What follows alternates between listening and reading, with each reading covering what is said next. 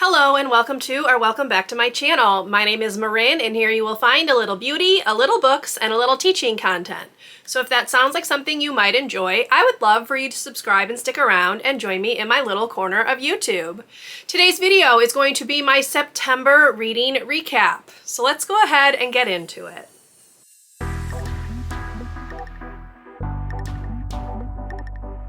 Now in September, I did read 14 books, one of which was a DNF, so I will talk about that in just a minute. I did do some vlogging in September, so where applicable, I will link you to the vlogs up in the corner and also down below in the description if you would like to go back and check those out. But as always, I am going to start by listing my books read from my least favorite to favorite for the month of September. Then I will share some overall reading stats with you and also do a little book haul. So here we go. We're gonna start off with number 14 for September, which is the only DNF. This is actually only my second DNF of the year, so I've been doing pretty well in that department, but that book is The Sea of Tranquility by Katja Millay. Now this book came out in 2012, and when it came out, it was like all the rage.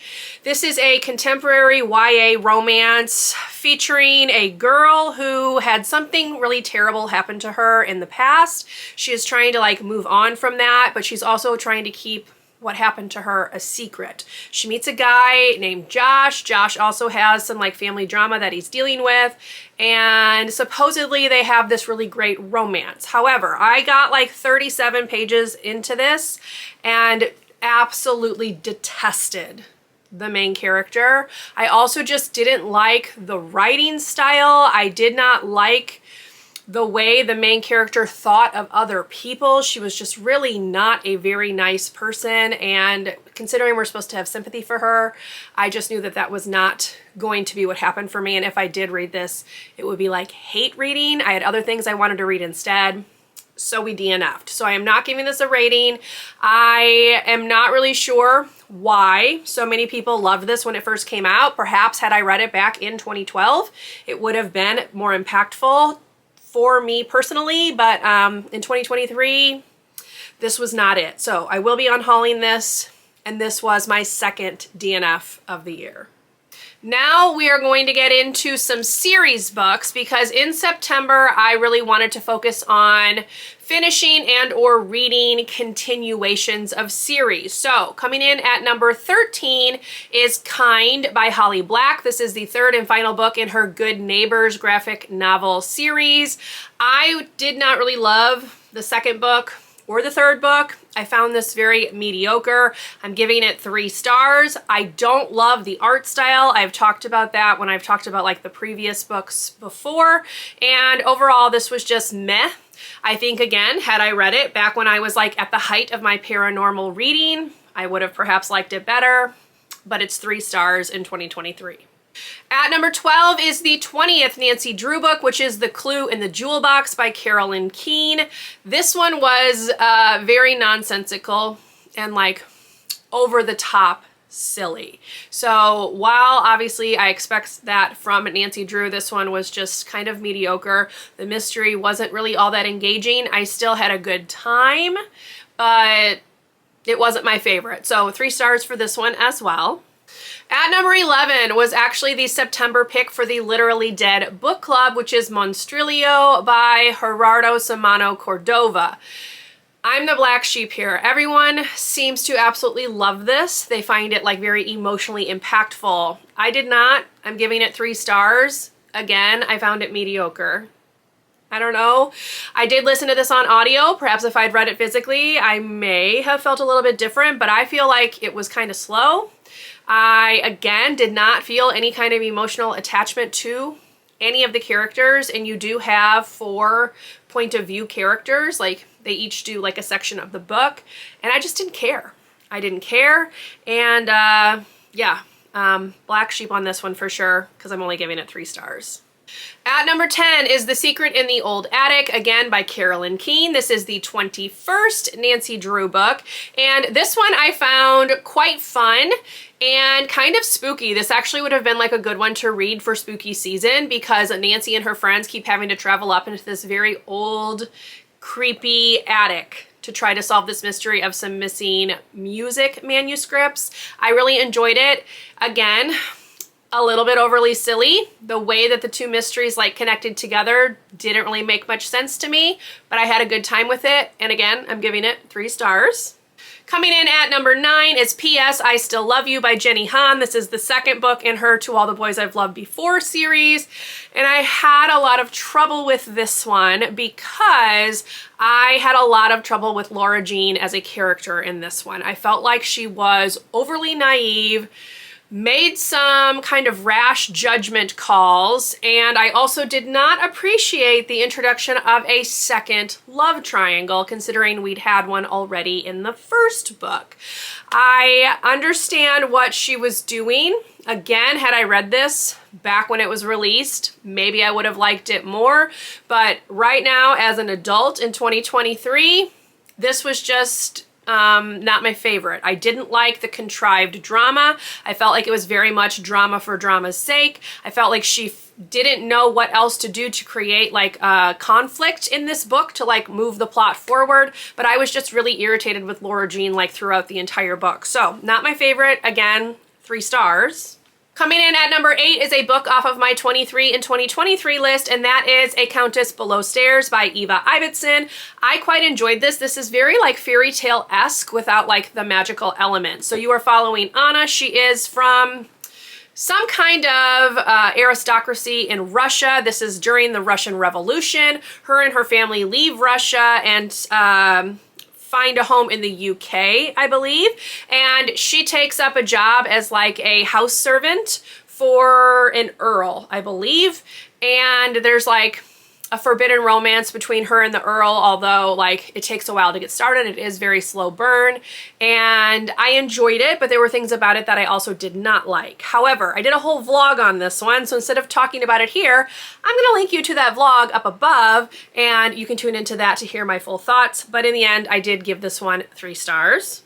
Coming in at number 7 was my buzzword pick for September. The buzzword was a game-related word. Now, I did perhaps stretch this a tiny bit because the book is Strands of Bronze and Gold by Jane Nickerson. I used bronze and gold as the game-related words, thinking of like the Olympic Games and the fact that you can win medals of bronze and gold. So that's what I went with, but I actually quite enjoyed this one. I was a little worried going in because a lot of the reviews talk about that this one being kind of slow, but I really enjoyed it. I did listen on audio. This is a retelling of the Bluebeard fairy tale, and while our main character, whose name I'm forgetting, let me see, Sophie, while Sophie is again overly naive, I still felt like this was very well written. I loved the atmosphere of like the gothic southern manor house that's kind of like falling into ruin, and I enjoyed this. There is actually a second and third book in this series. I am going to be reading the second one at some point.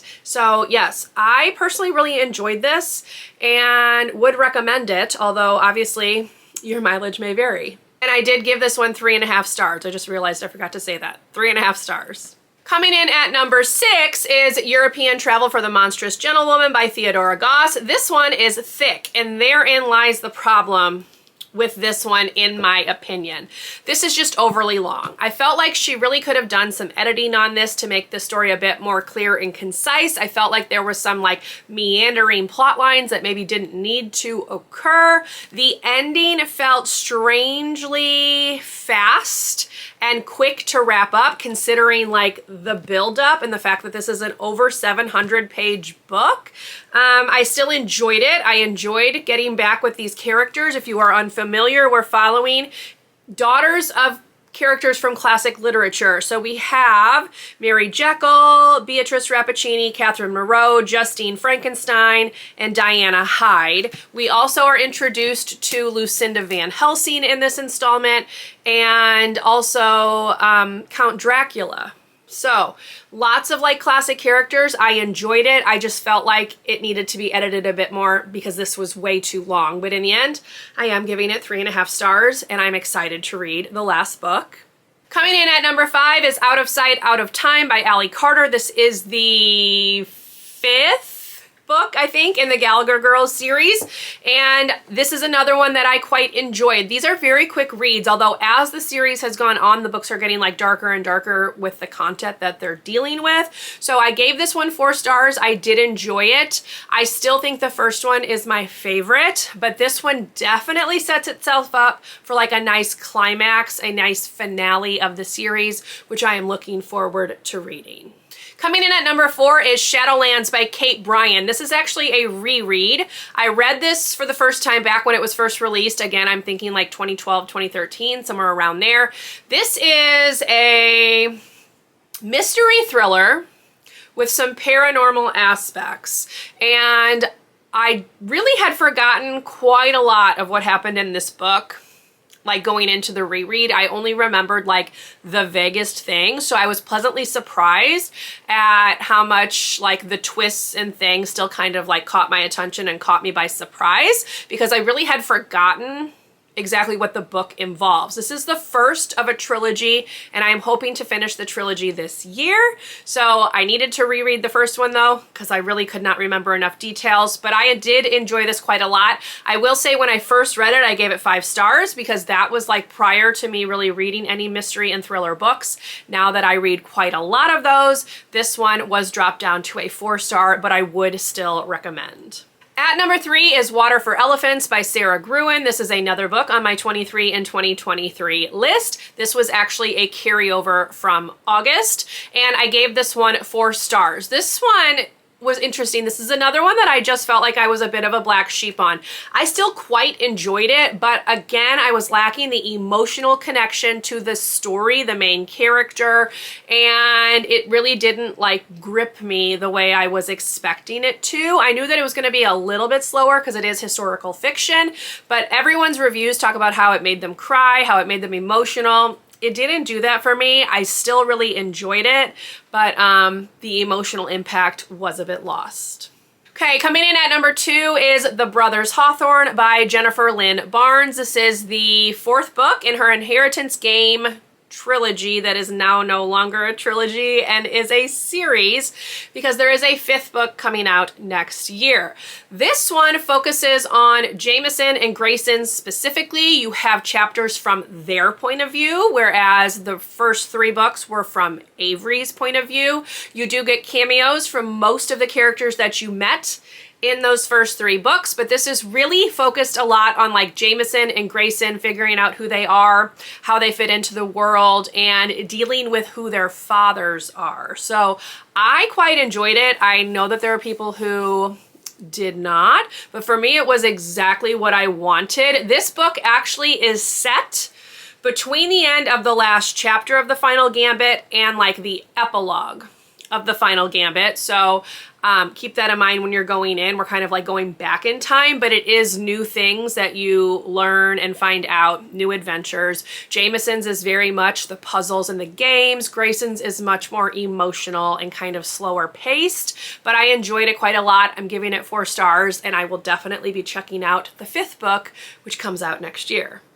And the top book for September is another book on my 23 and 2023, and is the lone 5-star book of September, and that is Cleopatra: A Life by Stacy Schiff. I listened to this one on audio, and basically this is her trying to compile anything and everything that she could find out about Cleopatra. I was not aware that most of what we quote unquote know about her is conjecture, because very little of the historical writings while she was alive have survived. So she relies quite heavily on several sources. She does list them all in the back. There's a good number of them. But much of Cleopatra's story, particularly leading up to her death and her actual death, are conjecture. So the author does her best to like piece things together and tell a complete story of Cleopatra's life. I found this very interesting, very engaging, and I felt like I learned quite a lot about not only Cleopatra, but also her relationship with Julius Caesar and Mark Antony. You also learn a lot about Octavian. She does include like some pictures just to give like perspective. I believe there's pictures. Yeah. So we have like statuary and things because we don't even really know what Cleopatra looked like because like nothing really survives from when she was alive. So I just found that very interesting. We have things like coinage. We have like some pictures of her jewelry right there. So I really enjoyed this. The audio was extremely well done. I was listening mostly to the audio and then kind of looking at the pictures and things on my own. She's got maps at the front. This is very well researched, as much as she could possibly do, and I really enjoyed it. So if you are curious about Cleopatra and her life, check this one out because I think you would also love it. Okay, so that took a while. That was a lot of books. Let's go ahead and get into my overall monthly stats. So in September, I did read a total of 14 books. One of those books was a DNF, my second of the year.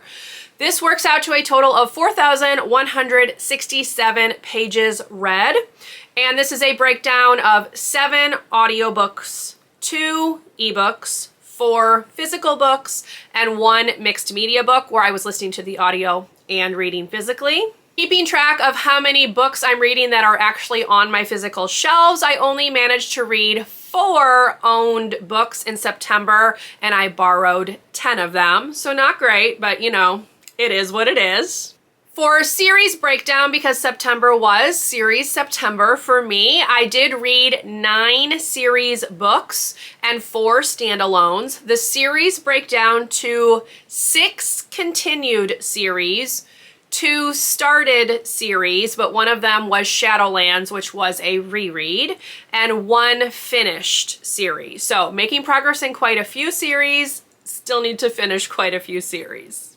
For authors, I read 6 new to me authors and 7 returning authors. And for the age breakdown, I read 2 children's books, which were the Nancy Drews, 9 young adult books, and 3 adult books. For genres, I had a decent breakdown, not as good as some months, but still overall pretty good. I read 4 historical fictions, 3 contemporary books, 2 fantasy books, and then 1 each of paranormal, thriller, mystery, horror, and biography.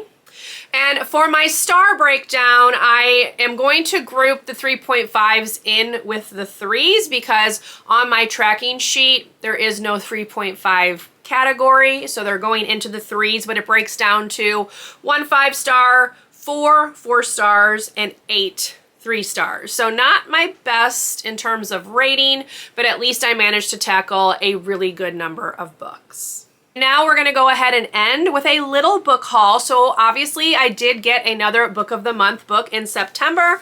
That one is The Stranger Upstairs by Lisa M. Matlin. This is actually on my October TBR. So this one's going to get read in a very timely fashion, which is exciting because I'm not very good about reading these when I'm supposed to. So this one says, most people wouldn't buy an infamous murder house to renovate for fun, but Sarah Slade is not most people.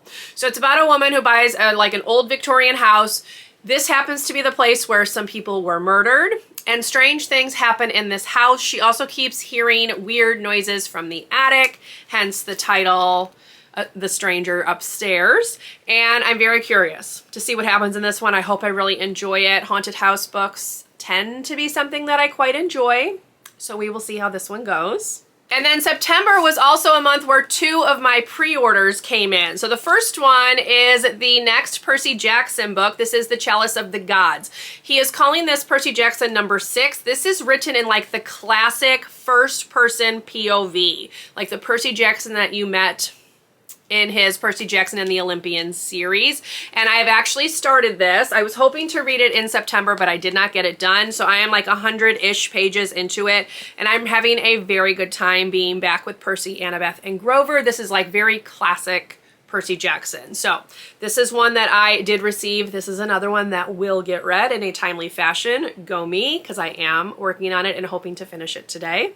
And then the last pre-order that came in was The Wake Up Call by Beth O'Leary. I have really enjoyed all of the books that I've read by her.